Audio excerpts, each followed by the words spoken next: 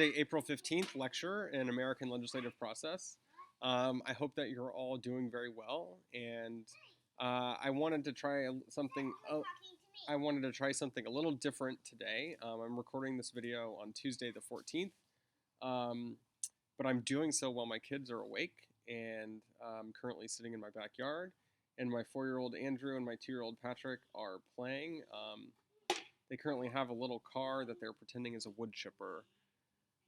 So I don't know. You never know how little mind's going to work. But if they come over and say hi, I appreciate your patience as we try something a little different tonight.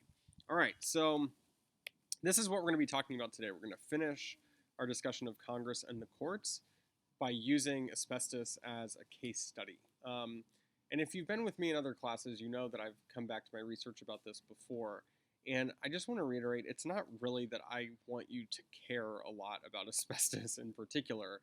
It's that my co-author and I in this line of research use asbestos and black lung, although I won't be talking about that today, but we use this research to try to shed light on some things, right? So in our studies about how media coverage of this topic area is framed, we use it to argue that institutional setting of policy matters, right? And in this discussion, we use it to try to get at the fact that Congress is one of 3 branches of government who all share powers and are interdependent on one another. And to try to understand Congress independent of the other 2 branches is something that's impossible to do. So just as a quick review, adversarial legalism is this sort of motivating theoretical construct of our conversation this week, and it's a way of describing the courts in America and how they work. And it argues that courts are both formal and participatory. So formal means that courts in America are rule-based and that they use precedent to make decisions, and participatory means that it's lawyers who drive the action in the process, right? So they're the ones who file motions, they're the ones who seek the introduction of evidence into the record, etc., rather than judges. And in Europe, they too have a formal rule-based system that relies on precedent, but their systems are much more hierarchical, meaning judge-driven than participatory. And of course, next week we'll finish this discussion by talking about the bureaucracy. So just as a quick reminder of asbestos policy, it's an example of a litigation-based policy area because of the long latency periods of asbestosis and mesothelioma. Litigation rates in the United States started to skyrocket in the 1970s, continued through the 1980s and 1990s as people who were exposed to asbestos at work, in some cases decades before they filed their lawsuits, became sick. And litigation played a real heroic role early on, and in some cases it continues to do so now, but it uncovered corporate abuse, corporate malfeasance. It gave people recourse to compensation that they otherwise simply would not have had. Yet now, and for a while now, asbestos litigation has exhibited all of the hallmarks of adversarial legalism in the United States, which are that it is very expensive, it is very slow, it is inefficient, and when you have unelected judges making policy, it's arguably undemocratic as well. And so our story of asbestos continues with Congress actually trying in the early 2000s to pass some comprehensive asbestos litigation reform and to try to get rid of this system of adversarial legalism to compensate people of asbestos who have suffered asbestos-related injuries, and to try to put some program in place that would compensate them much more fairly. So this took place during the 109th Congress, immediately after the 2004 presidential election when George W. Bush was reelected. So why this particular case study?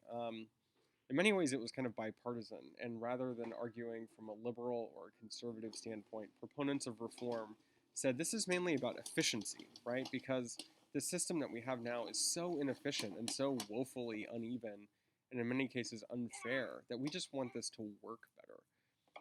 And as I mentioned, it was bipartisan, so reforming the system would deliver billions of dollars in savings, not only to claimant interests, people who were sick, but also business interests.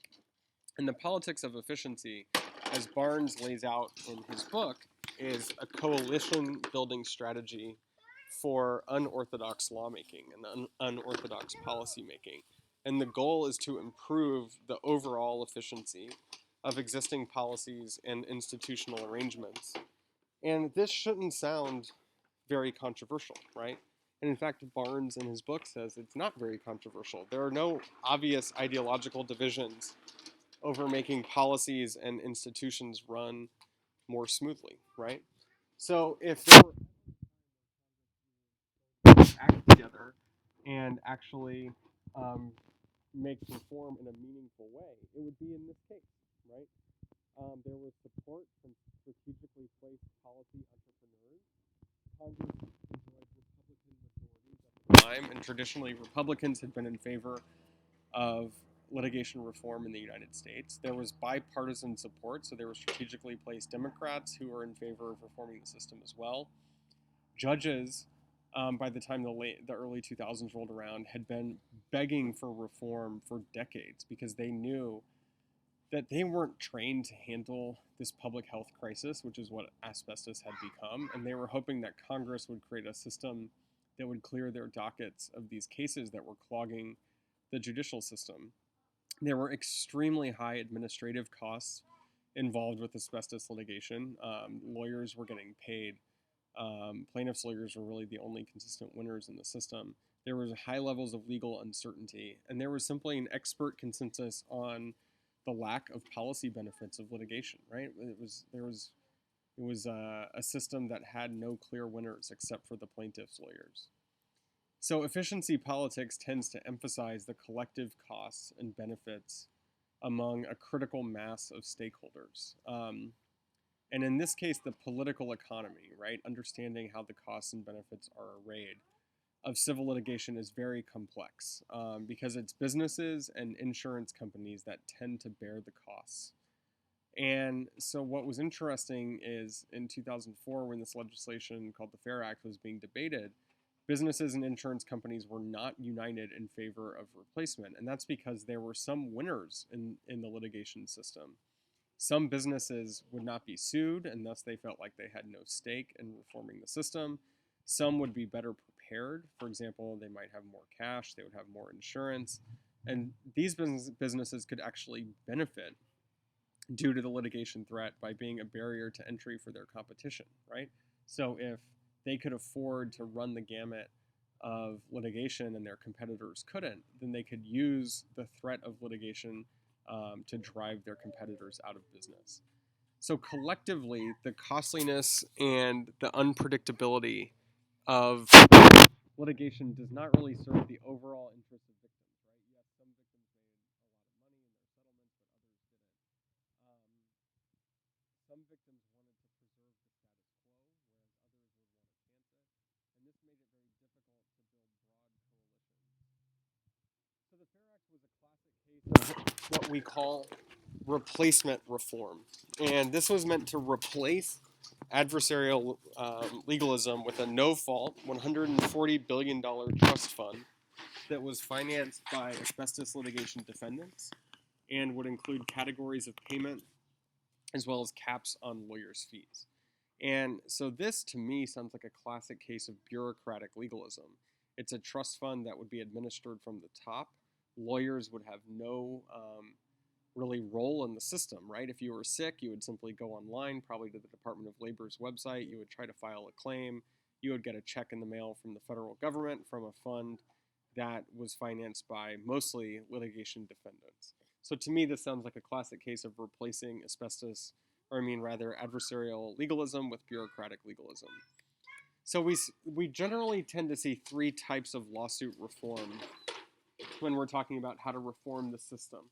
The first is what we call discouragement reform, and this is where we put caps on damage awards. So for example, state legislators, state lawmakers in Texas and California have capped medical malpractice lawsuit damages at like $200,000, for example. And this makes lawsuits harder to pursue, and then of course potentially less lucrative, which is a discouragement for plaintiffs' attorneys to file what are very expensive endeavors in the first place. We also see a type of reform called management reform. This is examples here include mandatory arbitration, uniform codes that clarify rules, and these are simply to make the process more efficient and less adversarial. And then finally, the most drastic form of lawsuit reform is replacement. And this is when you replace litigation with no-fault compensation trust funds. And it is truly an administrative alternative to litigation. And that's what we're talking about here with the FAIR Act in Congress. And spoiler alert, the FAIR Act ended up dying in the Senate due to a couple of factors. So reformers simply couldn't muster 60 votes to overcome a budgetary point of order. There were narrow majorities in the Senate at the time. They were unable to overcome those as well. The parties were very polarized, so despite the fact that there was some bipartisan consensus around this bill, there just was not enough. And finally, the trial attorneys, who had consistently been the only winners in the asbestos litigation sweepstakes, ran a very well-organized opposition campaign. So why didn't the politics of efficiency resonate enough to pass the bill? The political economy, right, the way that the costs and the risks structure the relationships among stakeholders, it impeded the politics of efficiency. And Congress has a tendency, as we know, to wait and see, a tendency to defer contentious issues to other branches of government. They especially have done so increasingly often during this era of the imperial presidency. And this has undermined efficiency politics. And so in this case, which was a most likely case for Congress to step in and really make policy, taking the policy-making endeavor away from the courts and bringing it back to the legislative body, which I think is where the founders intended it to be. Even in this case, these favorable conditions, about as favorable as they could be in the present circumstances, they were unable to do so. And so in talking about the courts and policymaking in Congress in this way, it really moves us beyond just simply arguing that judicial review is a tool that courts have to thwart legislative policymaking. Yes, that's true, but the courts are also in the policymaking game themselves, even when they don't want to be, right? Because Congress in the current era tends to defer and to punt the ball on very contentious issues. So I hope that this has been a somewhat enlightening discussion about how Congress in the policymaking game is quite contingent on the other branches of government in order to get anything done. And next week we will talk about the bureaucracy. We'll talk about what happens to pieces of legislation after they become law and how they can potentially be gutted by administrative agencies. But in the meantime, I hope that you all have a great week. I hope that you are staying safe, and please don't hesitate to reach out to me if you have any questions. I'm going to be trying to finish the annotated bibliographies over the next couple of days. So please be patient with me as we work through, or as I work through finishing that task. So again, I hope you're all doing well, and I will talk to you next week.